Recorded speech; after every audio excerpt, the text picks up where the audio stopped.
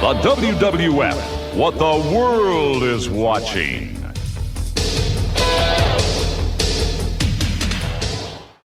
Turn it on and rip the knob off.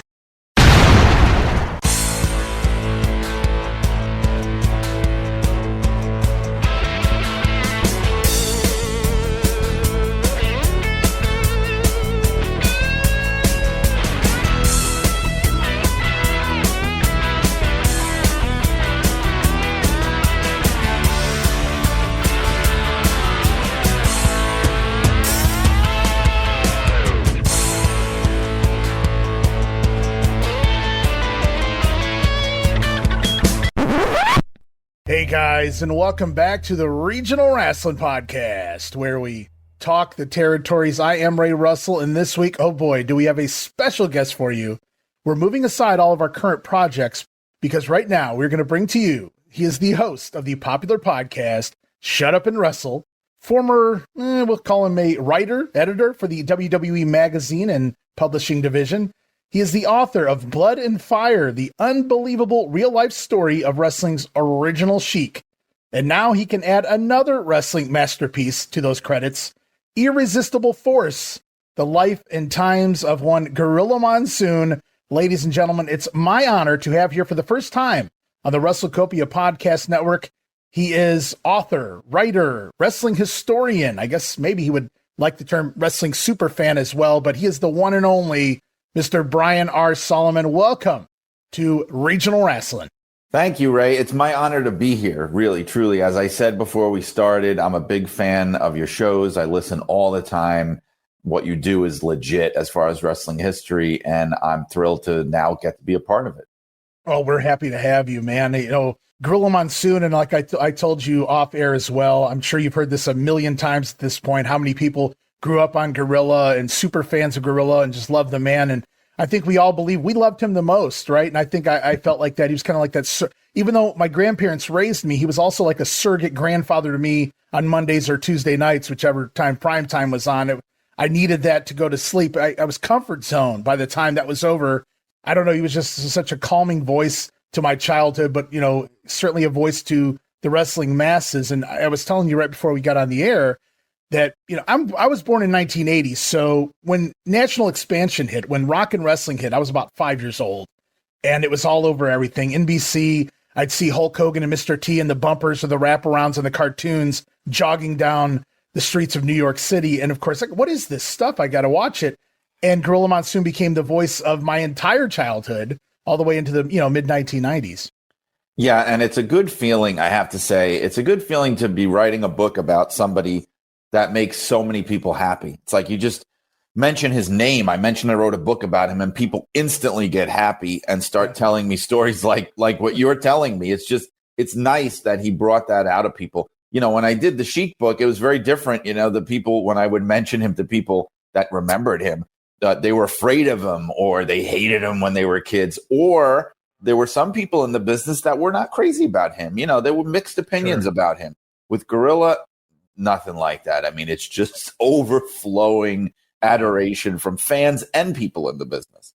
Yeah, Gorilla Monsoon, of course, he had that entire career in the ring before he ever became an announcer, but I knew him as an announcer as a kid, but he would always reference, boy, back in my day, I'm glad I'm retired. Wait a minute, Gorilla was a wrestler? And then you would get those little bits and pieces on Coliseum Video.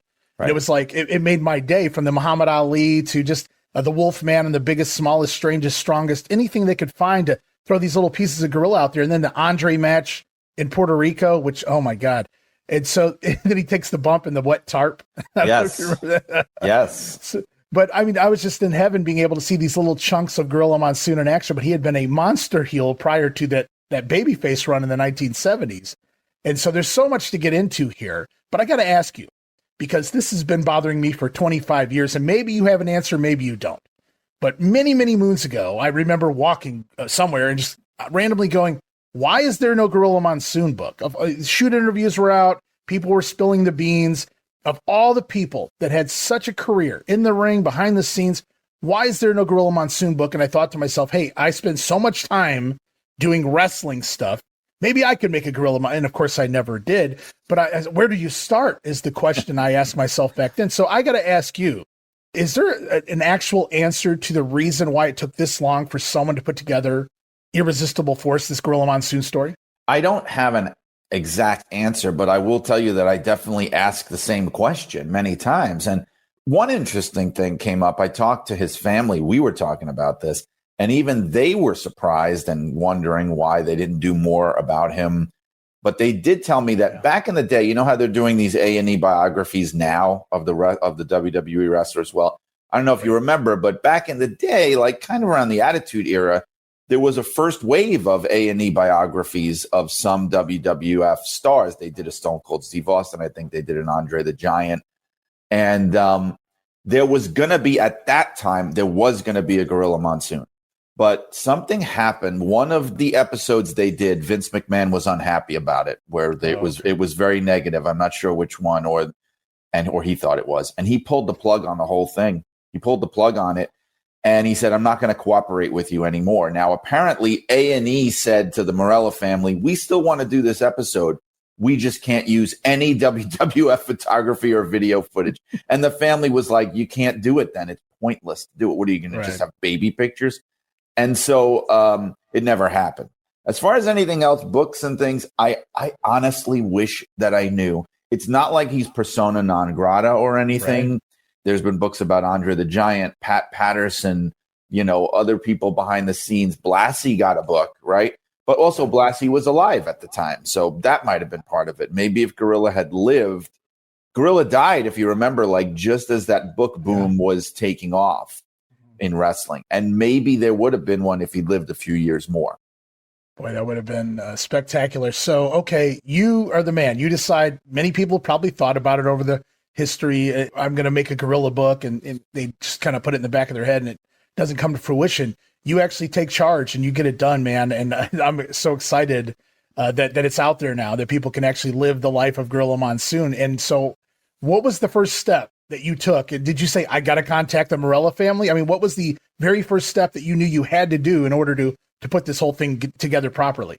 Well, yeah, that was it. I mean, I knew I had to start putting feelers out to the Morellas, and I had a little PTSD on this because the Sheik's family, unfortunately, and they're good people. I'm really good friends now with his granddaughter, Susie. She's wonderful. And I've met his daughter-in-law, Carrie. They were very kind to me when I went out there. But at the time of the book, Eddie Farhat Jr. was kind of the spokesperson of the family. And he just wanted no part of it. And then he and his brother got sick and passed. And it was very complicated. So this time out, I wanted to really try to not have that happen. And I proved myself to them. It was a process of really showing them I was serious and this was a legit book. And that made the difference. But I reached out to Valerie first because she was kind of easier to find online. Excuse me. Valerie is his daughter.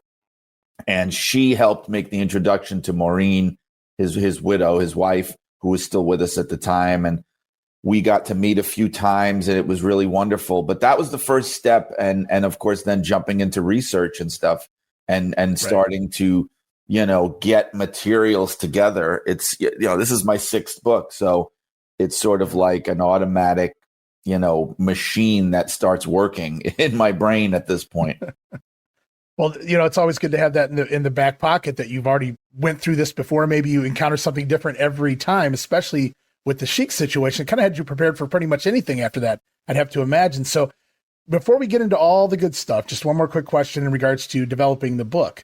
And that is, how long would you say roughly time frame from when you said, I'm going to make a Gorilla book, to when you actually started on the Gorilla book? And then time frame of from beginning to end, how long did it take to put that book together? Well, the whole thing all told was probably about 3 years. And that includes, even though like the writing of it was probably half of that. But, in late 2022, I kind of got the idea to do it. It was actually suggested to me on a podcast by Dr. Mike Lano. So I have to give him credit for that. Yeah, he mentioned the name and a light bulb went off in my head. And then I started thinking about it and thinking this could really work. And so by the end of 2022, I had pitched it to ECW Press. They accepted instantly. There wasn't even a question. They wanted to do this. And so in early 2023, I started, the research and the phone calls and the interviews. That takes a lot of time. and transcribing the interviews, which is probably the most tedious part of the whole thing. So that by the summer of 2023, I was starting the writing, and it took such a long time, that longer than I thought. I mean, I blew the deadline on the Sheik book, but I really blew the deadline on this one, because this book was originally supposed to come out in the spring of this year, and I was supposed to be done with it. I was supposed to originally be done with it in let me think about this. No, I finished it around September, October 2024. That's when I finished it. I was originally supposed to finish it in May of 2024. Gotcha. And I'm like, guys, this isn't working. And not only that, I went about 100 pages over the page count limit they gave me. It was just exploding. And they said, go for it. And so instead of having it come out around WrestleMania time this year, which was their original plan, it's more of like a pre-Christmas release. So it's Christmas come early for me, Brian. I'll give you that much there. And good things come to those who wait. I'd rather it be good than quick. You know what I mean? So that's awesome that, you took that extra time to get it all in. And I'm glad they said, put it in, fun. And you got everything going. And I'm so, excited to have this in front of me now. And another thing that you didn't really touch on, I would listen to your recent interview you did with Jim Cornette, and you guys didn't get to it there. And I definitely wanted to touch on it here. We were talking about it off air. Was the foreword was written by the one and only the Hitman, Bret Hart. And so how did that come about? And how did that work for you? I was so pleased because first of all, I didn't know so much about the connection between Gorilla and the Hart family. Although looking back on it, it's obvious now because he always talked about them on commentary. He always spoke warmly about Stu and Helen. In fact, he played a big part in getting that whole thing over, the dungeon, the Hart family, Calgary. And so I wasn't sure about who was going to do this forward because, to be honest with you, a lot of the people that would have been the first choices are dead, or somebody like Vince McMahon, who is never, that's not going to happen. And so it was Tom Burke, who is a great wrestling historian, collector, super fan, as you called me. I'm good friends with him. He lives in Springfield, Massachusetts, which is about an hour and 15 minutes from where I live. And we've spent time together. He introduced me to Ross Hart, Bret's brother. Right. Ross had been stayed at his place for a few days to check out all of his memorabilia and stuff. And I interviewed Ross, and Ross put me in touch with Bret. Ross said, Bret, did you know that Bret is very fond of Gorilla? You should talk to him. And I started thinking about it, and because he was saying how much of a part he played in his career. And not only he gave him the nickname, obviously, Excellence of Execution, but he also pushed for him backstage. He was a real proponent of Bret Hart, and he was in favor of, pushing him to the moon, making him one of the top guys. And I thought, wow, okay, that would be great if he would do this. I mean, everybody knows and loves Bret Hart. He's another one like Gorilla. And he agreed. I knew him briefly when I worked for WWE. I had interviewed him before, but it was a long time ago, and I didn't expect him to remember. But it went really well. He was so gracious. He not only wrote the foreword, but he also offered me a big interview for the book. There's a lot of quotes from Bret in the book, and he wrote that foreword. Those are all his words. I didn't change a thing. In fact, he suggested a couple of changes and things that he wanted. I made those. He was very involved, and I can't thank him enough. It was just fantastic. No, that's very cool. When you have a book about Gorilla Monsoon and the foreword written by one of the greatest of all time, the Hitman, and there, and when I think of Gorilla and Bret together, you don't really think of that a lot. Now, I know Gorilla had spent some time in Stampede. There's a little bit of footage out there of that as Bob Morell, I think, very early in his career. But he comes to the ring, WrestleMania 10, Bret Hart defeats Yokozuna, gets the belt back. And all the baby faces enter the ring to celebrate with Bret. Vince McMahon enters the ring. Gorilla Monsoon enters the ring. Gorilla, even though he was biased on commentary, sorry, Gorilla, but he never really got involved with the wrestlers. And it was so odd to see Gorilla, of all people, in the ring congratulating Bret Hart. And I have to wonder, I don't know if I want to call it an audible, but is that just Gorilla kind of, doing that specifically because it was Bret Hart there? I wouldn't be surprised. I mean, he never did it for anybody else. Never. He never did it for Hulk Hogan, despite, putting him over to the moon all those years on commentary. Never did that. The thing is, one thing about that show at the Garden, I was there, by the way. I was in college at the time. And Gorilla was actually at ringside doing commentary. Radio for WWF, Radio WWF. And I have never found that audio anywhere. I wonder if it's out there, because if it was, that is actually the last WrestleMania commentary of Gorilla Monsoon. If somebody could find that, it would be great. But it was he was paired up with Chet Kopic, who was, I think, some kind of a sportscaster or something. Yeah. And so he was right there at ringside the whole show, right? Presumably right nearby. I guess it was Vince McMahon and Jerry Lawler who did the regular pay-per-view call. Yeah, that was Lawler came back that night. Right. And incident. And so he was right there when it happened. And you could imagine that he was very proud of Bret. Absolutely. Yeah, Radio WWF, we had that here in our market, but the pay-per-views we did not. So I really, me too, that, now that you bring that up, that's Gorilla's last big WrestleMania. I would love to have heard his commentary, not just on that match, just for the night, because Gorilla was, growing up, Gorilla was WrestleMania, him and Jesse for the first 6, in fact, and Bobby Heenan thereafter there for the next couple. So I guess we can jump around a little bit here. And since we're talking about Gorilla and commentary and commentator, who I grew up on, obviously, he takes over primetime from Jack Reynolds in the end of the summer of 1985. He's got primetime with Jesse. Jesse goes off to Hollywood. In comes Bobby, kind of as like a pseudo substitute kind of deal. And then they realize, well, Jesse's off doing things anyway, but they also realize there's some chemistry here. Magic begins, right? So let's talk a little bit about Gorilla and Bobby and that dynamic. Were they friends, before? I can't imagine they were as close as they became before they got together on primetime.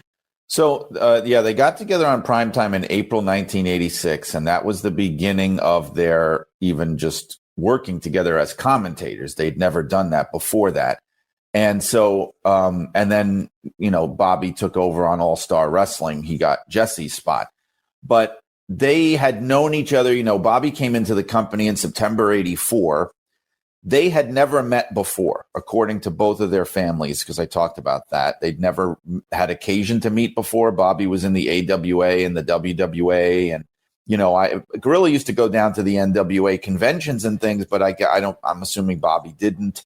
So they'd never met before, but they had, by the time of prime time, known each other for about a year and a half. And from what I understand, they hit it off immediately. So they were already good friends by the time that started. And that just really clicked it, because then they were spending a lot more time around each other specifically. And they became the absolute best of friends. From what I understand, Arnie Skoland had been probably Gorilla's closest friend in the business for years and years. But I think that Bobby eclipsed that. I think Bobby really kind of became the greatest friend that he ever had. And like you said, the chemistry was off the charts. One of the best things that happened to Bobby Heenan was, the whole, with Jesse Ventura, it was a combination of things. It was Hollywood Calling with Predator. It was the whole thing with him, he got suspended or whatever you want to call it when he was trying to create the union before WrestleMania 2. Right. So not only was there a gap where Bobby could step in, but what I also believe is that I think from that point on, Vince was very wary of Jesse. Not that he obviously kept using him for years, but I think in the back of his mind, he was thinking, I can't put all my apples in this basket here. Like, I need to have another really good heel commentator to work with these guys, because I can't fully trust Jesse. I do think that. And Bobby, you weren't going to get those problems from Bobby Heenan, so he was the guy. Yeah, not to get off the topic of Gorilla at all, but I always felt like, because like you were talking about that whole union thing with Jesse and going off to Hollywood, I always felt there was like a combination of the Hollywood rub mixed with maybe Dick Ebersol and the whole Saturday Night's Main Event deal, telling Vince, you can't let this guy go. We want Jesse Ventura. Yeah. And so I feel like he was kind of a necessary evil for Vince moving forward, but I can see where it's like, well, we're going to use you a little less, but I'm sure Jesse was okay with that, because he was likely getting paid the same anyway. Yeah, and also like we've been saying, the chemistry and everything was so great with Gorilla and Bobby that it's easy to see why they would say, let's have these guys do more together. And then, Gorilla and Jesse became more the strictly like pay-per-view team at that point. Yeah, when they switched the format to primetime in the early spring of 91, there was nobody more upset than I. So I'll say that much. Yeah, that was, I've said it many times, but I didn't get cable until the summer of 92, where I lived in Brooklyn. our neighborhood wasn't wired for cable. You needed to have a giant satellite dish, which we didn't have. And so by the time I had heard a lot about primetime wrestling, by the time I was able to watch it, which was just a few months before it ended, right, it was just not good. It was not good. That was such a mistake, excuse me, where Vince would have that round table thing. And look, Vince is a lot of things. Vince had his strengths with commentary and as a TV presence. He was not funny. There was not like a sense of humor there. He never clicked with Bobby either. He never. No, he didn't. They were not good together. They just weren't. In fact, I remember, what was it? I think WrestleMania 7, where they worked together. No, that was Gorilla and Bobby. SummerSlam 92, they worked together. Vince and Bobby, and just no good. And when they would do, there's a few episodes of Primetime that Gorilla has to miss for various things that happen, and Vince sometimes steps in, and there's just no rapport. Vince never knew how to interact with the comedy guys like a straight man should. Honestly, it was the same with Lawler. He didn't quite know how to, like, Lawler or Bobby would come out with a gem or some great line, and Vince's thing would just be like, ha ha ha, or he would just go, well, I don't know anything about that, and then he would go on. Like, he didn't know how to interact in that way. No, or he would scoff at, Bobby Heenan. Right. Right. Just he didn't get the comedy part. He was good at the bombast and everything, but yes. That's why Gorilla was so great. He was great with Jesse. He was great with Bobby in completely different directions too. These were two different type of characters he was working with. And I love the big fight feel of Jesse and Gorilla together. And he talked about Gorilla having to miss certain episodes of Primetime and things of that nature. And that leads me, this is on my short list of questions for you. I wasn't going to get there yet, but we might as well do it now. There were a couple of glaring omissions to Gorilla. They kept promoting the first ever Royal Rumble on the USA Network, 1988. They kept selling, point was who the announcers were going to be. It was supposed to be Gorilla and Jesse. It winds up being like Vince and Bobby, even though Bobby had stated he was going off to Bermuda or something. He winds up being the commentator. I don't know why he replaced Jesse, but Vince replaces Gorilla last minute. And then we see Gorilla missing from Primetime for the next week or two as well. And I believe that's where he had his first mild heart attack. Yes. And then later on, SummerSlam 90, Gorilla I guess he would have been with Hot Rod. So it seems like both times he would have been with Jesse. Jesse dips out too. Jesse's fired at that point. But Roddy comes in and does Vince SummerSlam 90. And I think that's when Gorilla had an amputation to a toe or something, if I remember correctly. So, I mean, when did the health issues start with Gorilla? Obviously, he's a large man and maybe some other issues going on. But take me through either one of those situations if you have any information on them. Well, he was first diagnosed with diabetes in his late 30s. And so this would have been like mid 70s. So he was living with it for years, but it wasn't really impeding his quality of life, as far as I know. But things started to get bad for him health-wise at that Royal Rumble time. The beginning of 1988, he had his first known heart attack. Although when he had it, the doctors said that they think that he had a few mini heart attacks before that. But the thing about it was we don't know to this day if either he didn't realize it himself or if he just didn't say anything to people. But he had a very serious one at the beginning of 88, and he had to miss some TV for that. And then what you mentioned, in the summer of 1990, the diabetes was getting very serious because the problem was, and that's when he started switching to insulin shots and things. The problem was he never really prioritized his health. He just didn't. He was one of these guys where it was like, I want to live my life. I'm not going to, I'll do some things, but I'm not going to change what I do. He was a heavy smoker. All those guys were. Mean Gene, Bobby Heenan, they all, Jim Ross. I mean, they all were heavy. That was the business. And he wasn't going to stop. He loved to eat. He loved the things. He tried to curtail, his family said, he tried to curtail he had a sweet tooth, but like Valerie said, when you're on the road, it's very hard to eat healthy. Guys know this. And they would find, like Hostess wrappers and things in the car when he would get back from the road. And so, he had to have part of, it was more like part of his foot. It was like a toe and part of the foot. Because as people know, with diabetes, the part of it, the circulation and the extremities gets bad. and he had to relearn how to walk because he didn't want to come back to TV with a cane. He was very serious about that. So he waited. There were also a few TVs that he missed around this time because he lost his father and his brother within weeks of each other. And I don't remember. I don't have it in front of me. I think it's somewhere around this same time. So he had to miss some TVs for that too. And so around that time, from what I understand, because of the health things, I think that was when Vince started thinking, okay, I need to have a backup plan. I can't totally rely on Gorilla as much as I did. And I need to have other options, and you start seeing other people being used, newer, younger guys coming in. Well, eventually the time would come. My Gorilla Monsoon figure here on my pay-per-views would slowly begin to disappear. And lo and behold, one WrestleMania 9, I turned it on, no announcement, no pre-announcement, no big sell, because we wouldn't do it that way. But all of a sudden, my WCW announcer, good old JR, Jim Ross, appears in a toga right there in Caesar's Palace, Las Vegas, Nevada. Where the hell's Gorilla Monsoon? No offense to Jim Ross. I was a huge WCW fan at the time. I knew who Jim Ross was. But where the hell's my Gorilla Monsoon? This isn't right. So I was kind of excited that Jim Ross was in the WWF. But at the same time, where's Gorilla? And there he is standing over here. Okay, what are they doing with him over here? He's kind of like the master of ceremonies. They got him in a toga. I don't know how much he liked that. Maybe he did. Gorilla seemed like a fun guy. But was he gracious and realized it was my time? Did he kind of want to get away from it? Was that too much for him at that age and that health situation? Or was he like, what's going on here? Well, I had heard about that a little bit ahead of time because that was the heyday of my, there was no internet, but that was the heyday of my wrestling hotline obsession. And so there was a buzz that Jim Ross was coming over, that he was going to debut there. I loved him from WCW. I thought he added so much to the product. So I was excited. As you mentioned, Gorilla still opens the show, but he immediately throws it to Jim Ross. And it's kind of like, I describe it in the book as this perfect passing of the torch moment. I mean, it's him literally saying, and now we have a surprise for you. Here's Jim Ross.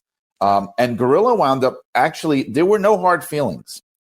I think Gorilla's thing was he wanted to still be involved in some way. He always wanted to be on TV. That was part of his deal. He enjoyed being behind the scenes, going into the TV studio and stuff, but he was fine with his duties being reduced. I mean, he knew that his health was a factor. In fact, at that time, Valerie told me he was not in good shape. He was hurting badly. Like they had to pick him up at the airport when he came back from Vegas, and he was in rough shape, they said, very exhausted and stuff. So I think he was okay. He was really okay with that. The way he looked at it is, it's less work for me. Like I've put in my time. I've put in my dues. As long as you keep me around and keep paying me, I'm happy. And he became an advocate for Jim, because Jim has talked about this before, but when he came in, he was seen as the enemy. Like there were people that didn't trust him. Chief Jay Strongbow, who didn't trust anybody. He didn't like Jerry Briscoe. Like he seemed to have problems with everyone. He saw him as a mole, as a spy, as a guy you couldn't trust. And Gorilla said no. I think Lord Alfred Hayes, too, had an issue with him. And Gorilla said, no. This guy has paid his dues. This guy is with us now. He's not the enemy. I think it didn't hurt that he was a Bill Watts protege, because Gorilla and Bill Watts were very good friends. They had been tag team partners and champions together and had lived together for a little bit. And he said, this guy we're going to show him the respect that he has earned. And when Gorilla said that, people fall into line and they listen. And I think Jim was very grateful for that. I think Gorilla also a little deeper into the office than some of the guys like Alfred Hayes. And so Gorilla knew a little more. Like, well, I could see where, you know how wrestlers are, especially that old guard, where it's just kind of, let's make up the narrative and go along with it. And we believe our own story. And Gorilla was like, no, we're not doing that with him. This is the way it really is. He's not a spy. He's not coming over. They actually, released him. Eric doesn't want him here anymore. And now we welcome Jim Ross. Of course, Vince has his ups and downs with Jim over the next few years. They're hiring and firing and things like that. But no, I was just curious. I've always been curious about that, because selfish me, it was like bittersweet. It was like, cool, JR's here. But it was also like, oh, I still want Gorilla though. It's like, I can't get both though. No, it's true. And, everything comes to an end. It's funny. I don't think people realized how young he was, too. That's the thing. Like, he died at 62. He wasn't even collecting Social Security yet. No. And so at the time of WrestleMania 9, which was 93, he would have been not even, let's see, he would have been 55, just a few months away from 56. I mean, I think Michael Cole's older than that now. I'm pretty sure a lot older than that, So I'm sure if he was in good health, we could have got a lot more out of Gorilla, unfortunately. But you could say that about his whole life. He just left us way too soon. Absolutely, yeah. It was quite a shocker when a lot of people bring it up now. But I remember sitting in my bedroom with two of my cousins and my brother. Everybody was over to watch WrestleMania, and they cut to Gorilla out there. The last video of Gorilla on the WWF TV. Best I can remember anyway. All right. And I didn't even know who it was initially. I didn't know who it was initially. And it said Gorilla Monsoon, and I just remember a collective gasp, everybody in the room. And I remember going, oh my God, is that Gorilla Monsoon? And just being so scared, like, what the hell's going on here? You could see the decline in health, and it just didn't look like Gorilla.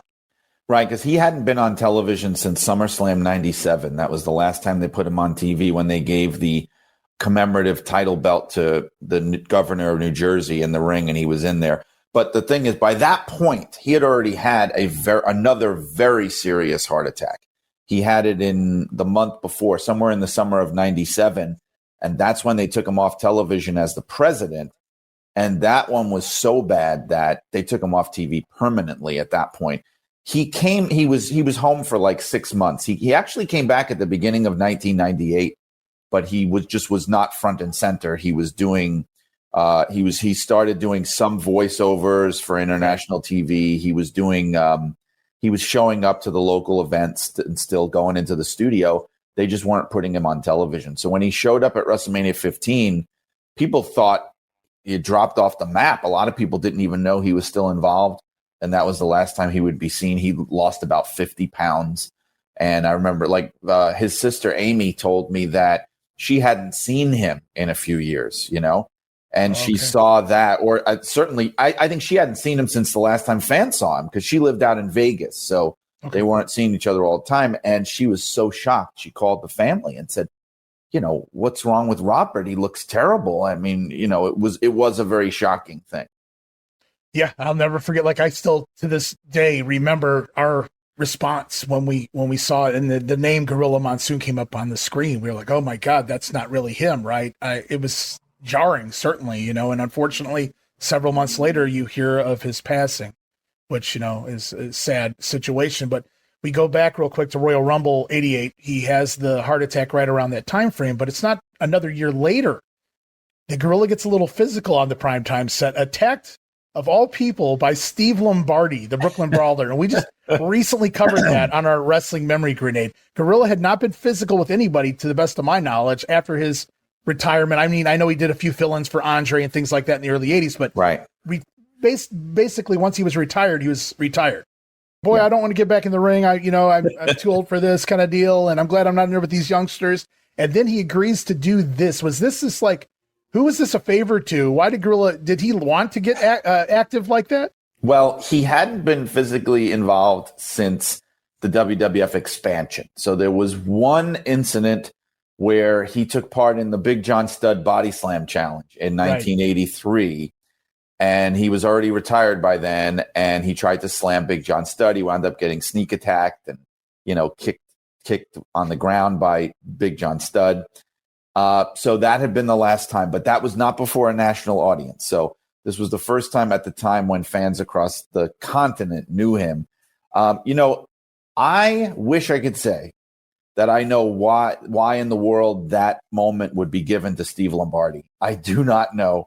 I do not know. I wish I could talk to, I should have asked, I talked to Nelson Swegler, but I think he was still involved with the show at that time.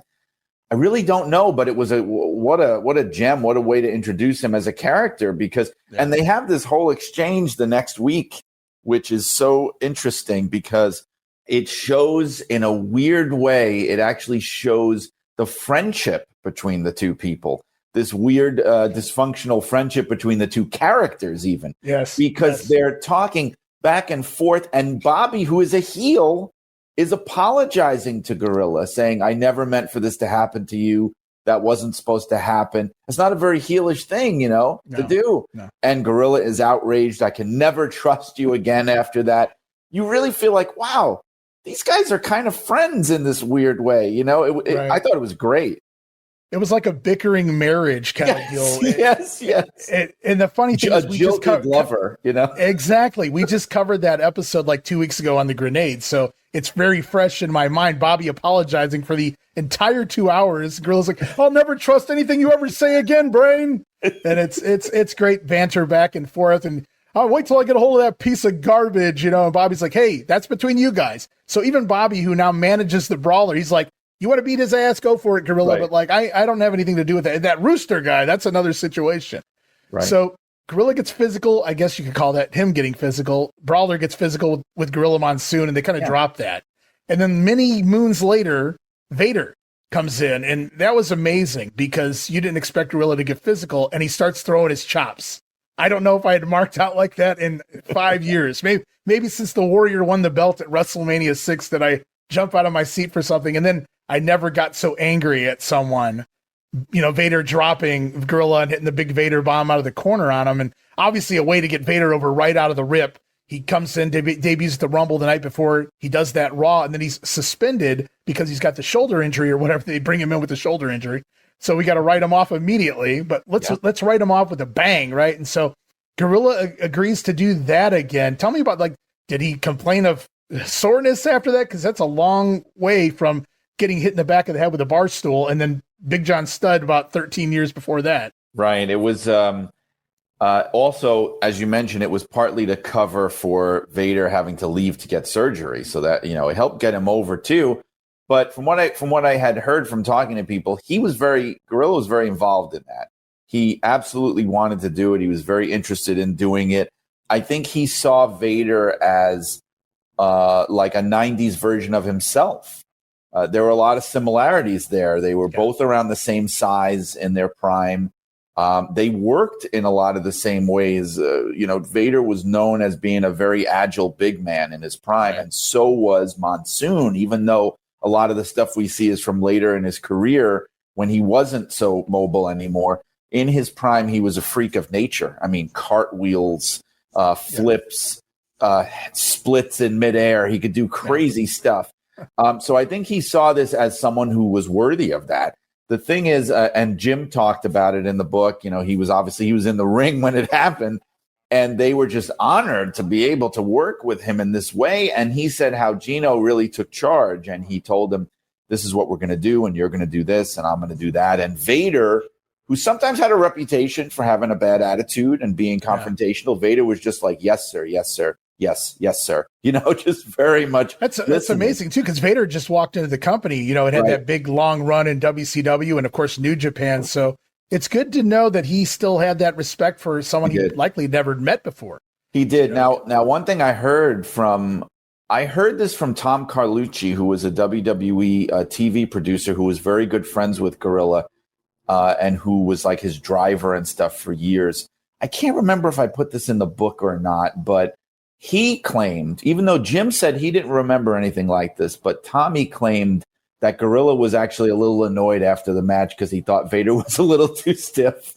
And he was complaining a little bit like, hey, listen, that was a bit much in there. But I couldn't really corroborate it. So actually that may not be in the book, but it was just funny that he said that. Well, I feel like it would have popped up here in between discussing Gorilla with the Brawler, Gorilla with Vader, but was there ever, because in the back of my mind, I like to pretend there was there ever a discussion of getting Gorilla in the ring for one more match, preferably with Bobby Heenan, but just in any general way? Did he ever try to get back in there for one more deal, or was he just totally fine with being retired? Absolutely not. Absolutely not.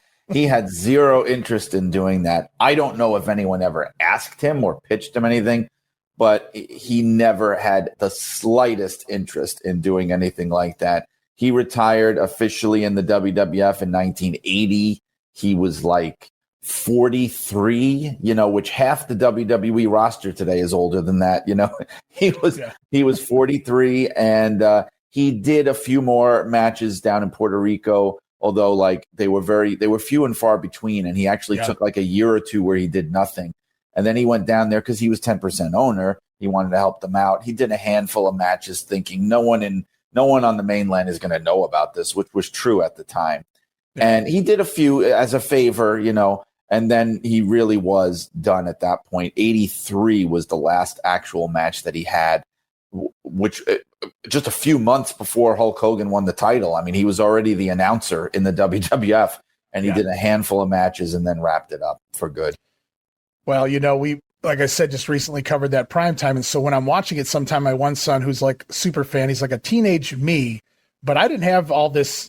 Well, we had the internet, just starting the infancy of the internet back when I was 16, but yeah, he has everything at his fingertips. Boom. It's like it took me, 20 years to learn what he could learn in 2 weeks, but so I'm sitting there and I'm doing that primetime Brawler Attacks. And my son goes, why don't they do Gorilla and the Rooster versus the Brawler and Bobby Heenan at WrestleMania? And I said to him, I go, because nobody's going to give a flying shit about the Brawler or the Rooster when Gorilla gets in there with Bobby. And I said, plus after he chops the shit out of him, how do you put that back on primetime the next week? I was like, I need them on primetime. So I think that might have also been part of the thinking behind that these guys have to keep working together, but also that they would overshadow things.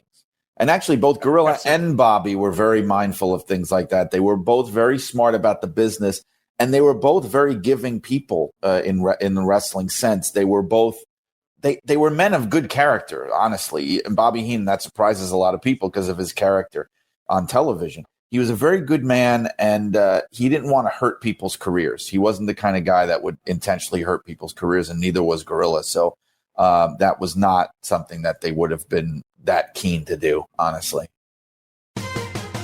Relive the glory days of Memphis wrestling with the Retro Wrestling Review USWA podcast. Each week, we go back in time to review USWA Championship Wrestling from the 1990s, episode by episode. Join us for watch-alongs, behind-the-scenes stories, and exclusive interviews with people who were there and lived it. Whether you grew up watching it or you're discovering it for the first time, this podcast is your ringside seat to Memphis wrestling history. It's all a part of the WrestleCopia Podcast Network. Listen now at USWApodcast.com.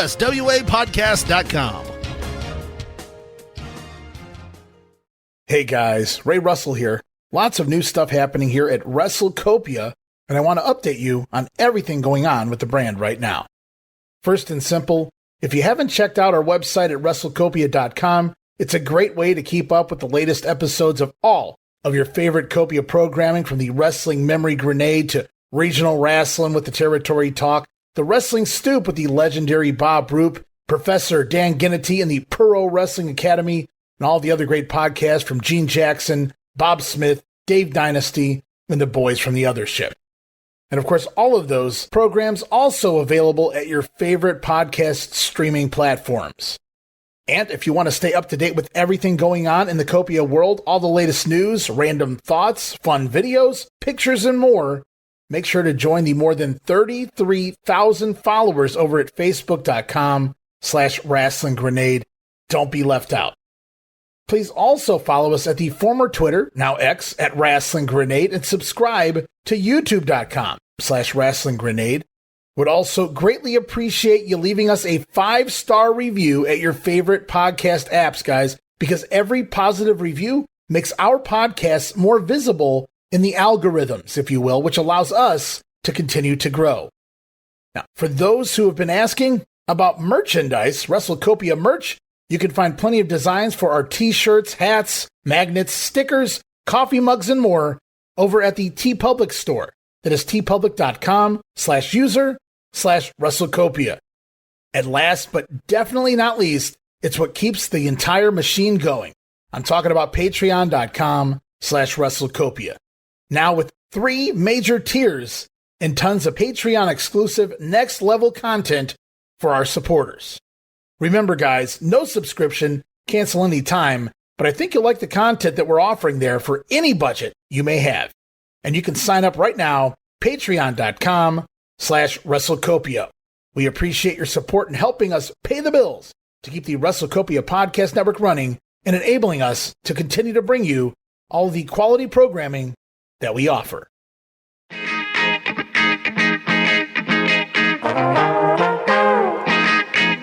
Hey, it's Bob Smith, and guess what? The Outdated Wrestling Hour is now part of the WrestleCopia Podcast Network. But hey, no fear, you're still going to hear the unique guests, comedy, music, authors, journalists, funny people. Who knows who's going to end up on the Outdated Wrestling Hour? Remember, it's all new and all old. So check it out, the WrestleCopia Podcast Network, and wherever you get your podcasts. Listen if you know what's good for you. Well, we spent some time talking about the announcing side of things. I do want to get into a little wrestling. I'm sure the older fans or the fans looking to hear a little bit more about Gorilla prior to his retirement from the ring would like to hear a little bit about some of the other stuff. Now, you covered a lot of that with Cornette, but you've got a billion more pages of it there in Irresistible Force. Believe me, guys. So when Corny was talking to you and he was asking you a few questions and you were like, no, it's okay, we can give this away because there's like 8 million more things in the book.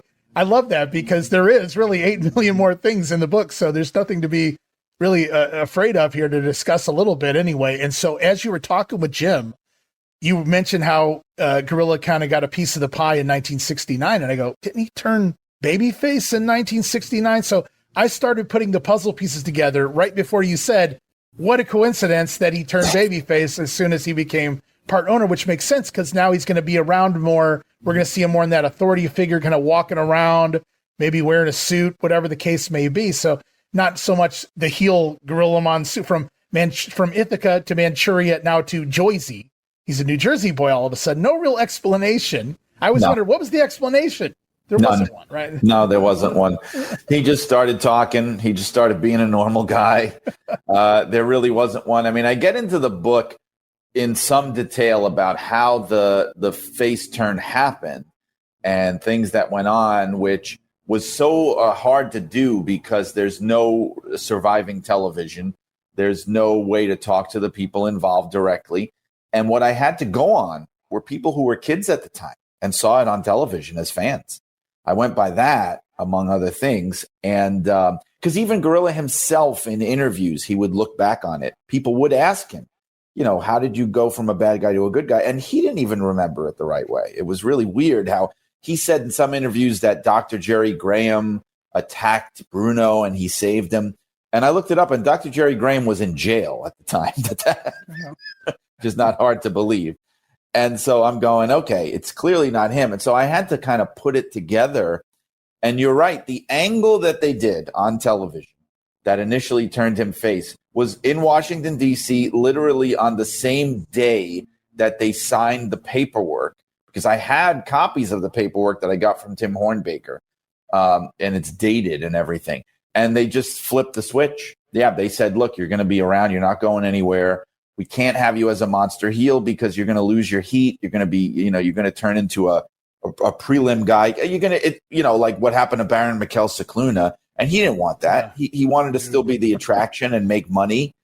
And so they thought, well, if you're a baby face and you're an attraction now and you're kind of like a semi-main event guy and people like you, we can keep you around forever and your schedule will be less. He was not involved anymore in any like real top level angles or anything like that going forward. Although he was Pedro Morales' manager. So there was a little bit happening there. So that was a very conscious decision. Like, you're here to stay now. You're invested in the company. So we're going to turn you babyface. So I jumped a little too early into the wrestling side of things. There was one more question I wanted to ask you before we move away from commentary completely. And that was, Gorilla was very well known to exaggerate things in his commentary, literally hanging from the rafters, Brain. It's literally. And, literally, they're hanging from the rafters. I could see them. And or sometimes he would get the anatomy wrong. Anatomy 101 with Gorilla was, he could say external occipital protuberance and he would be the little bump on the back of your head, but sometimes some other things. And Dave Meltzer was big to point those out when he was incorrect, by the way. Dr. Dave out there. But so I gotta get into it with you. Did Gorilla know that he was, I mean, I know he knew he was exaggerating, but did he realize how much he was exaggerating some of the time, or did he think nobody would catch on? Well, believe it or not, Gorilla had a minor in biology and anatomy in college. And I think that he learned a lot of even though they may have been misremembered or mistranslated, he learned a lot of the terminology then. And he probably was drawing on that solar plexus and lower lumbar region of the back and the lateral and collateral ligaments, which I don't even know if there are collateral ligaments. I think he just made that up. What else was there? The intercostal cartilage he would talk about. The bursar sac he brought up. There was something in the neck. What was it? Something about the vertebrae. What the heck would he say? I forget. But he had all these things in his back pocket. He would always mispronounce the word behemoth as behemoth to the point where that's right. Behemoth to the point where that became wrestling vernacular. Vince McMahon would say behemoth. A lot of other announcers have said behemoth. That's not even a word. It's B-E. It's behemoth or behemoth, you could say. It's not behemoth. But, I think it was a combination. So one thing is he was very much, I think, trying to emulate the wrestling announcers of the past who would use a lot of cliche and a lot of references like that. He was, from what I understand, he was a great admirer of Gordon Soley, and everybody got to see Gordon on cable on Georgia Championship Wrestling, and some of the announcers that he heard early in his wrestling career. And I think he was trying to emulate that a little bit too. All right, guys, I had to get that in. I do apologize. We went into the wrestling world. We came back into that, but I would have kicked myself later if I hadn't have brought that up. So we'll continue on, though. We'll get back into the wrestling side of things real quick. Gorilla Monsoon, he comes in as a heel right around 63 thereabouts, if I remember correctly, and he's doing the monster heel shtick. Now, many moons later, in one of the WrestleManias or something, Jesse Ventura and Gorilla are having banter, and Jesse asked him, "Did you ever have a manager, Gorilla?" And Gorilla's like, "Oh yeah, Wild Red Berry, or whatever." And so, but I had read that Gorilla's first manager in the WWF, the Capitol, was Bobby Davis. Yes. Can you verify if Gorilla had been managed by Bobby Davis? Because I'd read Bobby Davis is the one that brought Gorilla into the company. That is true. And by the way, that mention of Wild Red Berry, I think it was WrestleMania 4. Yeah. I've talked to a lot of people, and I'm another one, people that are fascinated by wrestling history. And that was a moment when we were kids where we were like, "Oh, what is this? Who's this guy? What is that?" We're getting like a little tidbit about Gorilla's career, a specific tidbit, which he never really got into so much.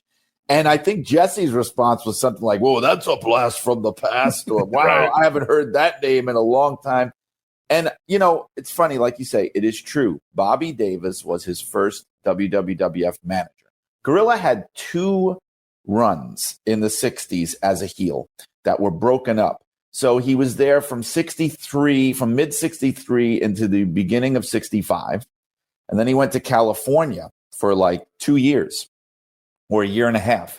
And then he came back and he had another heel run in 67 to early 69. Now, during the first run, Bobby Davis was his manager. And Bobby Davis had been brought out of basically retirement to manage him. Bobby Davis had been a manager in Capitol going back to the 50s, and I think for Al Haft as well. And he had gotten out of the business very young. In the early 60s, he was investing his money. He was getting involved in other businesses, real estate and things. And he had a falling out with Buddy Rogers.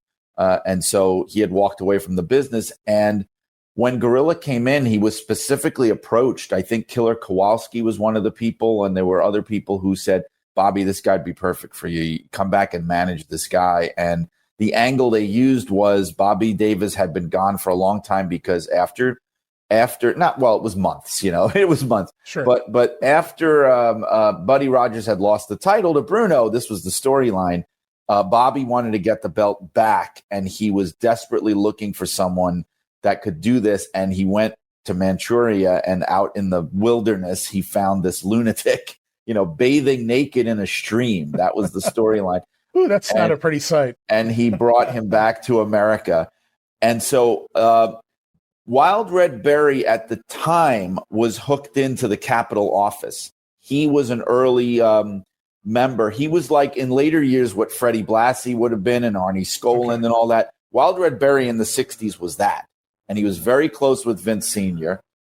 So Wild Red Berry had known Gorilla already. And when Gorilla went out to California, Wild Red Berry went out with him. And I think part of that was to kind of like take care of him, look out for him, because they knew he was going to be coming back to New York. That was always the plan. We just want to freshen you up. So he went out and he worked for Roy Shire. He worked for the LaBelles in LA. And at that time, Red Berry became his manager. And they were very close. Red Berry, he got married out in California, Gorilla, to Maureen. They were married out there. And Red Berry and whose real name was Fred Berry, but Red Berry and his wife were the witnesses at the wedding. They were very close. And they came back. When they came back, Red Berry was his full-time manager in New York for that last heel run. Now, it's odd to me that Gorilla never would mention Bobby Davis when he would talk about his managers, even in newspaper interviews and things. He only mentioned Wild Red Berry. So I'm tempted to think there was an issue there. There was some kind of falling out. I don't know for sure, and I could not figure out what it was, but that would be a very safe bet. He never once mentioned it. Okay. Yeah, that was really peculiar, years later when I was able to do more digging thanks to this lovely world of the internet. But you're right. As a kid, those little nuggets like that, man. Wild Red Berry, what's that name? Okay, add that to my notebook of names I got to try to figure out and learn about. You know what I wish? I will say this. I actually got in touch with Bobby Davis before he passed, and we had a couple of phone calls. I did a lengthy interview with him that I posted online at the time, and I was really excited to find him. And I never asked him about Gorilla because I think I honestly at the time didn't know that he had managed him. I would have loved to have brought that up because he would have known the answer for sure, whether he would have talked about it or not. But I never got a chance to ask. You would have at least gotten his version of the falling out if there was one at all. So New York, as we call it now, is known as the big guy territory. But DC, it wasn't really the big guy territory per se. It was the Nature Boy Buddy Rogers deal, right? I mean, like wherever he was kind of doing the drawing as the heel per se. But of course he has the health issues. Bruno gets the belt. Now Bruno needs guys to whip on.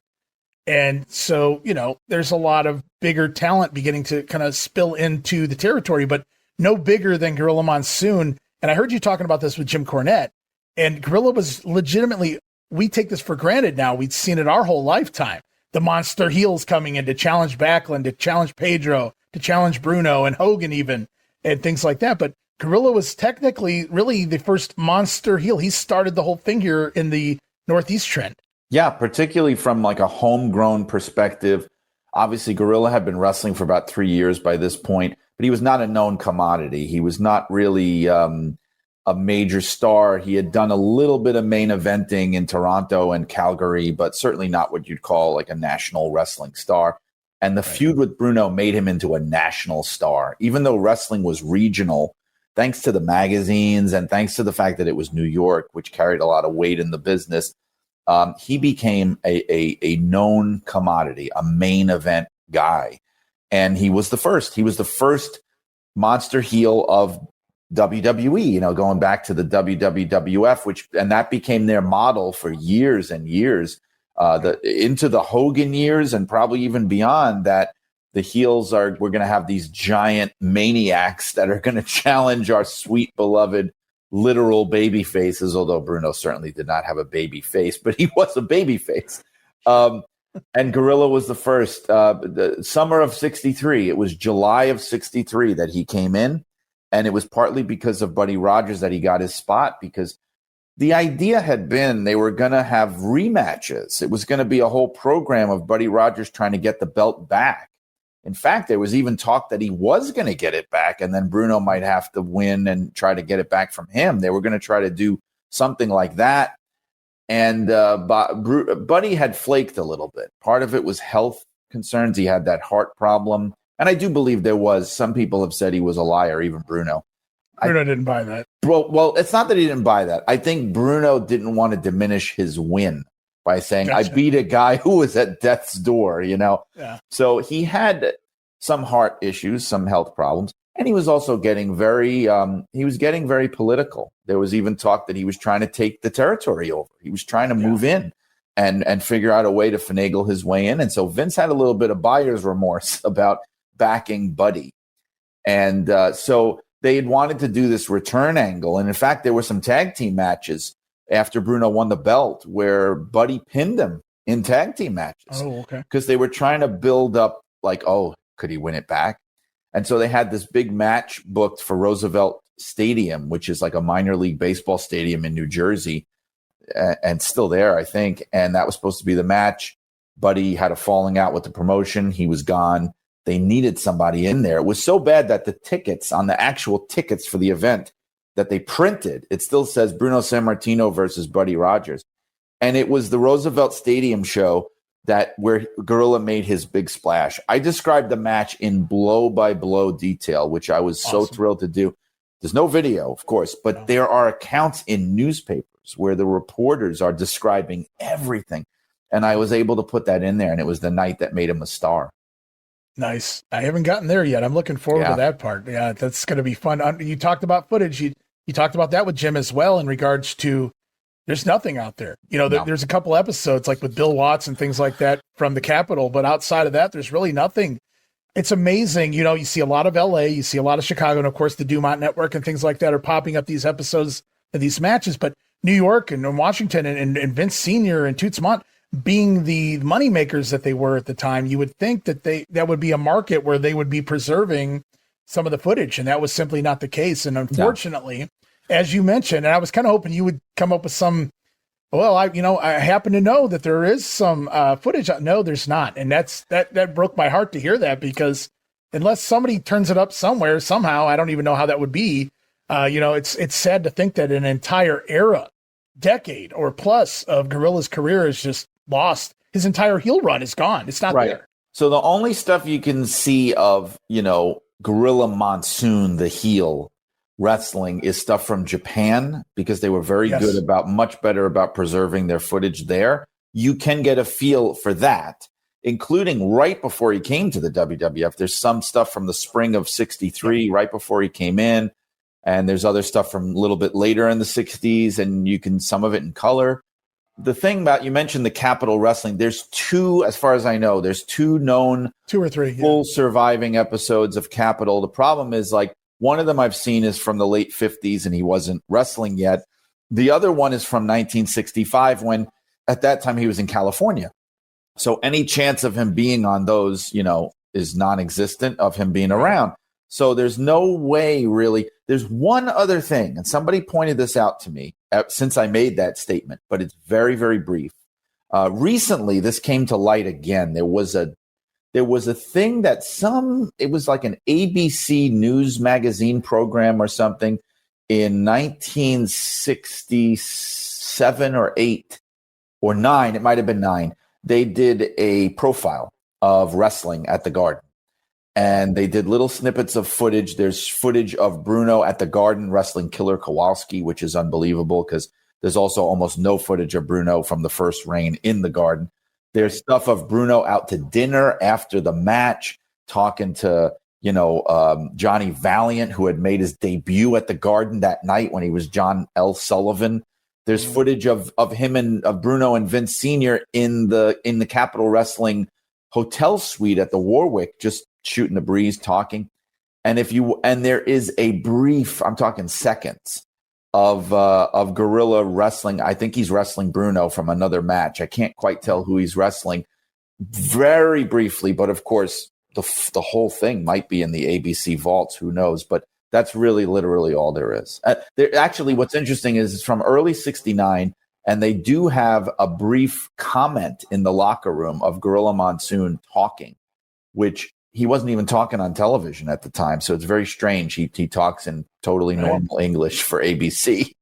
Well, sometimes you got to do what you got to do. You're right. I suppose, you talked about his Japan stuff, and luckily, some of that footage does exist. We just recently covered that on our Pro Wrestling Academy podcast, where we cover the history of Japanese wrestling. And, watching Gorilla go in there and work with Baba, and they're throwing drop kicks, and Gorilla's moving around, taking that big man bump over the top rope out to the floor. And it was so amazing to see what he was able to do, because most of, like you said, what we have of Gorilla is he's kind of ballooned up, and maybe he's still doing some things, but man, was he nimble. They talk about the best big man and the agile big man. He was doing things that guys half his size weren't necessarily doing during that period. So he really went overboard in trying to get himself, over beyond just, I'm a big guy. Like, he went out there and he took it seriously. He took great bumps. He delivered great moves. And, he's doing, like you said, cartwheels and things of that nature. So it's, you got to wait a minute. You don't see this every day kind of deal. So Gorilla, that's the footage that's out there, though, unfortunately, is just which is great stuff. Don't get me wrong. But Yeah, that entire heel run, it's unfortunate, and we just have bits and pieces of stuff that trickles out through the 1970s from Gorilla, who didn't work a lot on TV. Eventually, he would just kind of do the house shows more so. But we come across, and Gorilla gets a piece of the pie. He becomes part promoter, part owner of the company there by the end of the 60s, going into the 1970s. Was there any discussion that you know of throughout the 70s of Gorilla moving away from the ring way before, obviously, he does there in the early 80s? I know he slows down as time goes on, but was there ever talk, all right, well, you're 25%, was it, at the beginning anyway? 25 at first, and he sold part of it to Arnie Skolin. By the end, he had 20%. Yeah. Okay. So was there ever discussion at any point like, all right, we got to take you out of the ring and you need to focus more on this? Or was Gorilla just collecting cash? I mean, how did that work him as a quote unquote promoter? I think he was happy to double dip in that way. Like, as a wrestler, he peaked early, and part of that was by choice. Part of that was his shape that he was in. By 1970, he'd already peaked, and that's the thing as a wrestler. And so part of that was he didn't have to do all that stuff anymore. Gorilla understood that the business was about making money. He didn't need to do those things anymore. He was set for life. And also, I don't know if I talked with Jim about this, but I've talked about this, and it's in the book. He had an incident in Australia where his, he used to wrestle with contact lenses, because he was so blind, and he got some kind of a serious infection in one of his eyes because of dirt getting under the contact lenses while he was wrestling in Australia. He almost lost his eye, and from that point, he stopped wearing the contact lenses. That's crucial. He couldn't see his hand in front of his face. So that affected the way he worked too. It was going to be very ground based. It was going to be, I'm going to chop you. I'm going to splash you in the corner. I'm going to stand in the middle and you're going to bounce off me like Dusty Rhodes, that kind of thing. But that was understood. This is what I can do. And I think his thinking was, because he was putting on weight. He got up very famously as big as 440, which is probably about 100 pounds heavier than he was, say, as a college wrestler. And even at 6'6", that's a lot of weight to carry around. So I think he just felt, I'm going to keep doing this until I'm not comfortable physically doing it anymore. And then I'm going to stop because I don't need to do it anymore. And that's kind of what he did. Take me back to the Muhammad Ali situation. Gorilla's out there as the All-Asiatic Champion. Again, I had to scribble that down in my notepad back in the day. All-Asiatic Champion, Gorilla Monsoon. They just kind of give him that title. And he's working Baron Mikel Cicluna, his former tag team partner from many years ago. Chops him straight out of the ring. There you go, Baron. And Muhammad Ali just happens to be sitting in the front row. Obviously, they're building towards Inoki and Ali. Right. But did Ali have any background or knowledge of who Gorilla was? Did Ali pick Gorilla to do this? Like, how did they come about getting Gorilla Monsoon as the man to do this spot with Ali? For those of you who haven't seen it, Ali gets in the ring, throws a couple jabs, and Gorilla just kind of hooks him up into the airplane spin and cuts that promo. Doesn't know a wrist lock from a wristwatch. I always love that. But how did that come about in regards to how did they get Ali to agree to take a bump for Gorilla? I guess is the question. Yeah, the All-Asiatic Champion from Willingboro, New Jersey, which is actually how he was announced. So that came about. They were lucky in a way because they were doing TV in Pennsylvania. And Ali had a ranch in the area, not too far away. I mean, it wasn't right next door, but it was reasonable driving distance. And so they thought, well, we could do this. Now they were building toward Ali versus Inoki. That was the match. And the WWF and the McMahons were heavily involved in the promotion. They were in a part of this as the liaisons in North America to get it out there on closed circuit and everything. So they wanted to do an angle. The thinking was back then, as a lot of people have said, back in those days when they would talk about boxers versus wrestlers, the conventional wisdom, this is pre-MMA and all that, was always like the wrestler wouldn't stand a chance. The boxer's just going to hit him and he'll go down and that's the end of it. And so they wanted to put doubt in people's minds. They wanted to put doubt in their minds that maybe Ali might actually lose. So they did an angle where they wanted to say, well, we got to put him in there with someone really dangerous who will really overwhelm him and make him look like helpless. And Gorilla was the guy. I mean, and they knew he'd play ball because he was involved in the promotion. He was a stakeholder. He was part owner of the company. So that's how that came about. But Gorilla was not a big fan of that whole thing. He just did not like the idea of doing things where you didn't have full control. He didn't like, working with boxers or working with outside people where things could go wrong. He was very conservative in that way. In the end, he got proven right because it was kind of a mess when they did the actual Ali Inoki match. But that's Ali was never the same, they say, right? Wasn't he like hung up in the hospital there? His legs, his legs were wrecked because Inoki stayed to get into that. But people might know the details where Ali balked at the last minute. I think there was some talk originally that Inoki was going to win on some kind of a fluke and they would build to a rematch. Ali balked at the whole thing, so they went in there and it kind of turned into a shoot because neither guy knew what was going to happen. So Inoki, very wisely, not wanting to get his head knocked off, he stayed on the ground the whole time and he kept kicking Ali in the legs and Ali's legs were bleeding. They had to take him to the hospital afterwards, and it definitely messed with him physically. Yeah. Yeah, that's crazy stuff. But I go back, I have to think, even though Gorilla was a little trepidatious on getting in the ring with Ali there, at the same time, you talk about him being, had a stake in the company. I don't know that anybody's going to try. Wait a minute, I get to beat up the greatest of all. I get to be on top, and he goes down to me. And okay, yeah, we'll do that. At least, and that was in the highlight reels forever. That was on Best of the WWF Volume 1. Guys, I remember that because I remember getting that tape and going, holy shit. That was the first time I'd seen the situation. And everybody knew who Muhammad Ali was. You talk about household names. You didn't have to know boxing to know Muhammad Ali. He was the greatest, And so I just thought it was so weird. It was, seeing the wrestling boxing dynamic. I didn't know the Inoki thing in the mid 80s as a kid. I just knew that for some reason Muhammad Ali was sitting front row at a wrestling venue. But we go back real quick, and Gorilla is a heel. You talk about his peak, his prime. They threw everybody at him.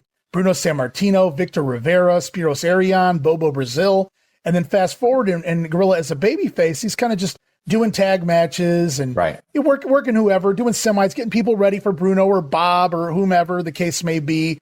And then comes the epic night where Superstar Graham captures the title in the late 1970s there. And the very next Garden card, Graham was slated to wrestle Gorilla Monsoon, but now it was a title match. And I don't know, there's like a billion matches out there. Maybe off the top of your head, you recall how this one starts. But it starts off hot. Yeah. And within like 1 minute, you think Gorilla Monsoon's going to be the new champion. I mean, every move he had left in his repertoire, which was chop, chop, chop, chop, splash, but he hit him. And the crowd was going nuts, and I'm going nuts here. And like just recently watched that on our Coliseum video cast in 2025, and I'm going nuts now. Is he going to win the belt? No, of course not. But it was amazing for that just little brief period, that little short spurt. Could he do it? You know what I mean? So was there ever discussion of putting the belt even briefly on Gorilla, or was not going to be that draw? No, I don't think there was. But the idea was this. It's like anytime, because the WWF was a babyface champion territory. So mostly babyfaces never got title shots because they didn't do heel versus face matches there either in that territory. And so anytime a heel would win the title briefly as a transitional champ, the babyfaces would finally get a chance to wrestle for the title. And actually, Gorilla had challenged Ivan Koloff, believe it or not, in the 3 weeks that Ivan Koloff was champion. There's more than one title defense against Gorilla Monsoon, but they were not high-profile matches. Now, with Superstar Graham, this was going to be a little different. He was still, in a way, if you think about it, very much a transitional champion, especially in those days when the title reigns were so long. But the transition was 10 months instead of 3 weeks. And so Gorilla was the first challenger for Graham at Madison Square Garden. Graham had won the title in Baltimore because they didn't want to have a big Garden riot. So they changed the title in Baltimore. Graham's first appearance at the Garden, he's defending against Gorilla Monsoon. Now, you have to imagine at the time, even fans who were not smart to the business, they had figured out this pattern. It had happened with Koloff. It had happened with Stasiak. In fact, if you wanted to go back, it even happened with Rogers, where the idea is, a bad guy's going to win the belt, but then very quickly he's going to lose it to another good guy who's going to hold it for a while. And you have to imagine on that night, and I think that that's what they wanted them to think, that the fans are going, Gorilla's going to get it. This is it. This is the moment. And that's why the match is so hot and Gorilla almost wins within seconds, because that would have been the kind of thing they would do. Have Graham win the belt and then just a squash, and now Gorilla's the champion. Hooray, everything's good again. That's what they wanted people to think, very much. And so they played off that. Yeah.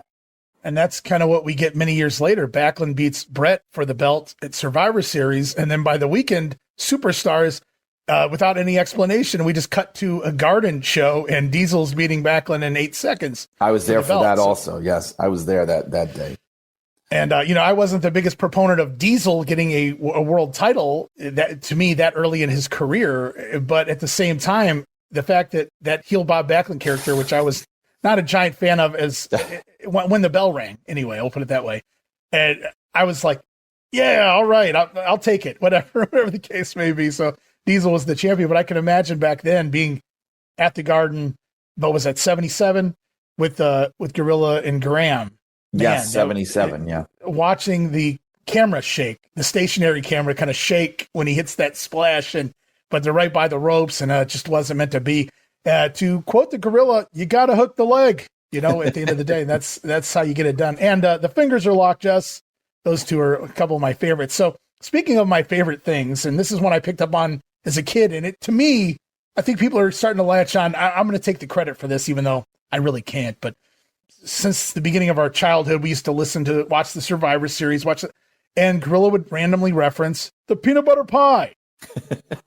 And I'm like, what the hell's a peanut butter pumpkin pie? There's that. What the hell's a peanut butter pie? And we would, have fun with that as kids, my cousins and things like that, when we would watch everything. And I never heard anybody ever mention peanut butter pie. And then, I start mentioning peanut butter pie. It's part of my shtick that I do.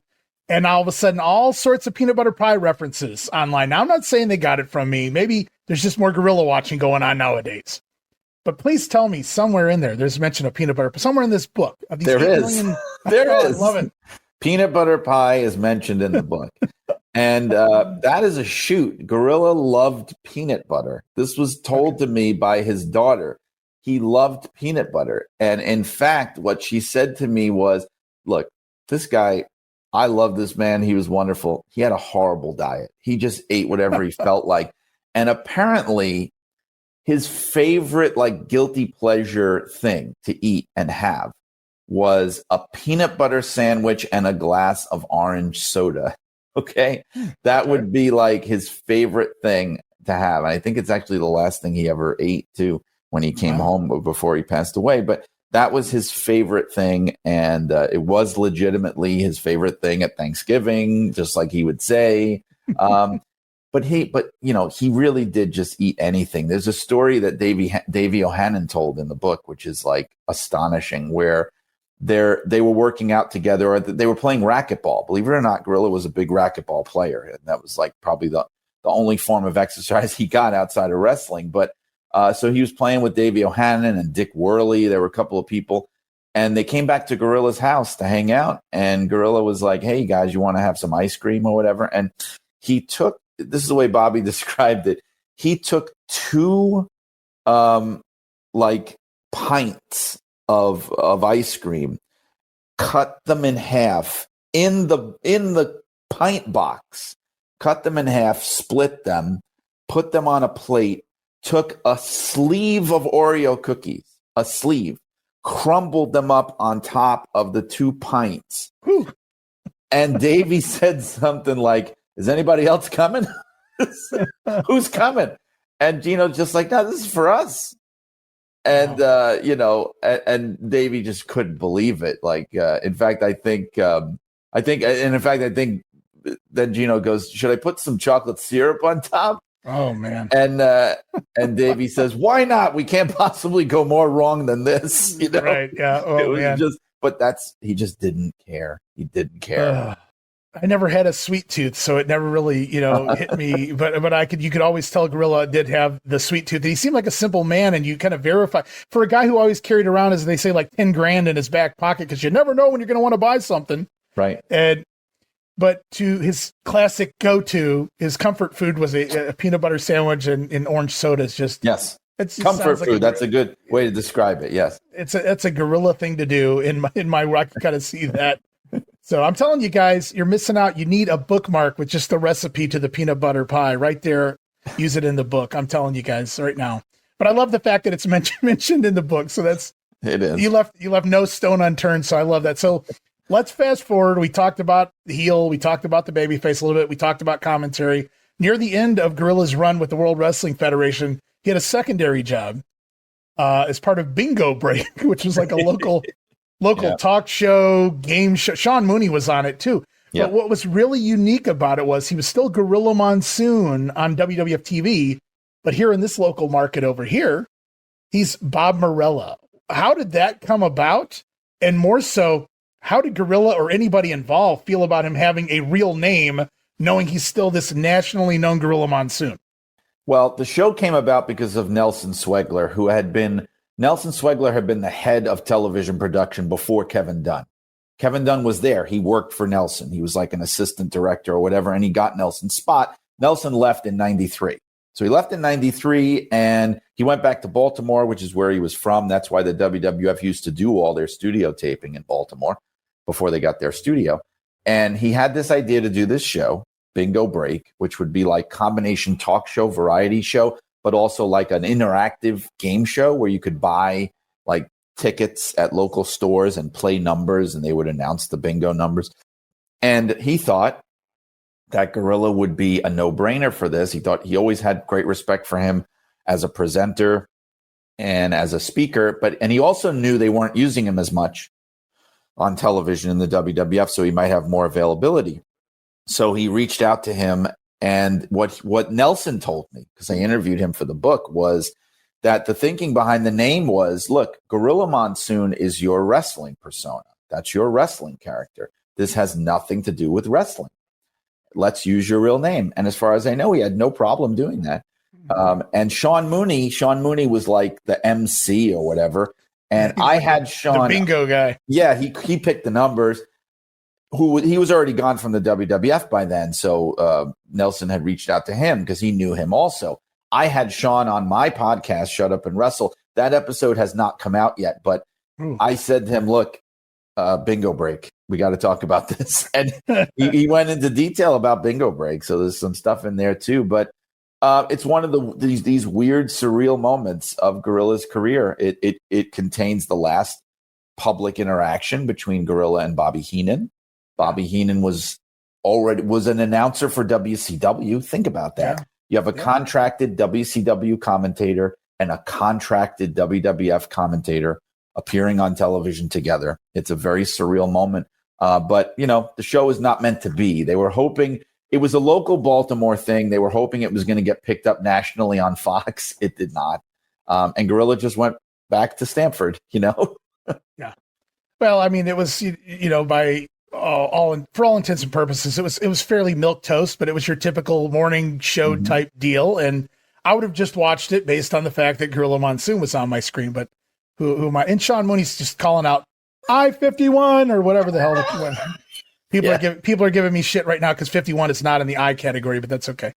And anywho, one more question before we wrap things up here. And this is, I wanted to make sure I got this one in.